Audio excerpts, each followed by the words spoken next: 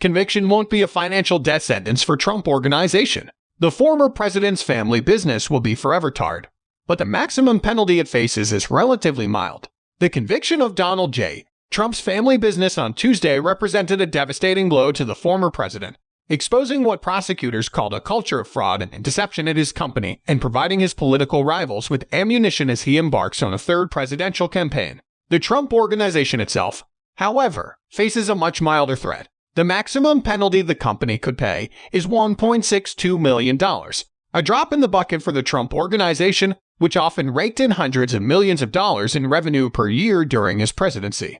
The company has spent more money paying its lawyers to fight the case. The size of the potential punishment underscores that while the tax fraud conviction has forever tarred the Trump Organization's name and branded it a felonious enterprise, the company is facing far less than a financial death sentence. And it helps explain why the company was unwilling to plead guilty.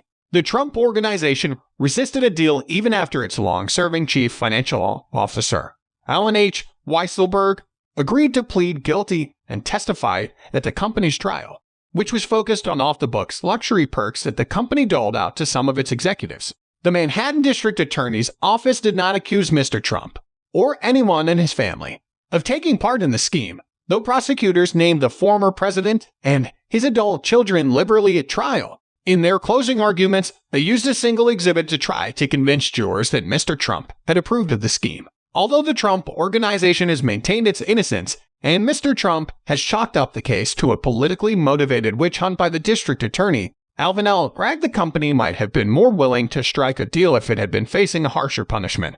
It is unclear what changes Mr. Trump might make to the company in the wake of the verdict. The Trump Organization is a collection of more than 500 corporate entities, only 2 of which were on trial. It is possible that he could shutter those corporations, the Trump Corporation and the Trump Payroll Corp, without much effort. A company, of course, cannot be imprisoned, and the 2 convicted Trump corporations are not publicly traded. As such, there are no financial regulators to punish them or public investors to flee from them. The Trump Corporation and the Trump Payroll Corp are also not central to Mr. Trump's money-making enterprise. They largely perform back-office functions, employing and paying top executives, so they do not hold any loans, liquor licenses, or other privileges that might slip away in the wake of the conviction.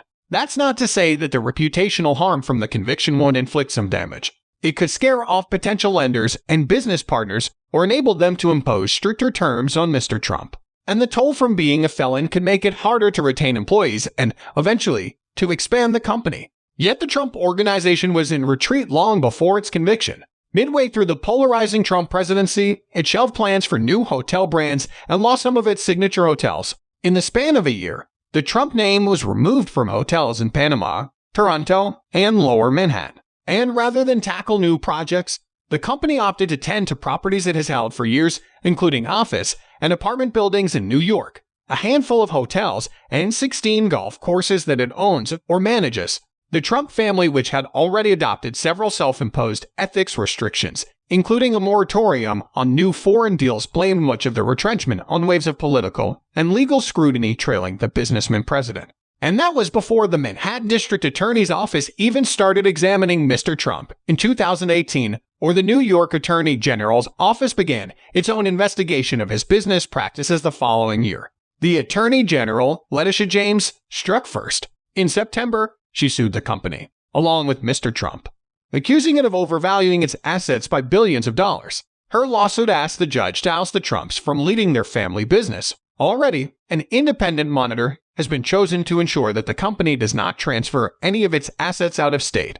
And with the company now convicted, any plans for growth appear to be in flux. In the middle of the trial, the Trump Organization announced a new deal with a Saudi-based real estate company to license its name to a housing and golf complex that will be built in Oman. But the deal appeared to be a one-off, rather than a sign that Mr. Trump was suddenly back in deal-making mode. The company might also have a changing of the guard in its executive ranks.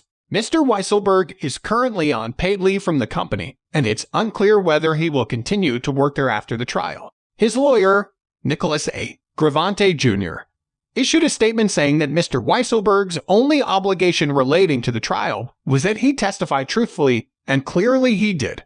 The Trump Organization's brand also faces deeper reputational problems, much of them stemming from the Trump presidency. The problems intensified in the wake of the Jan. 6, 2021 attack on the Capitol by his supporters, after which banks and insurers fled the company. It was a far cry from the period leading up to Mr. Trump's presidency, during which the company opened 5-star hotels in Chicago and Las Vegas, bought golf courses, and licensed the Trump name to properties around the world that other companies developed. In the final stretch of the 2016 presidential campaign, Mr. Trump opened a hotel in Washington, just down Pennsylvania Avenue from the White House. It soon became the center of the MAGA universe. This year, in a sign of the company's broader retreat, the Trumps sold it,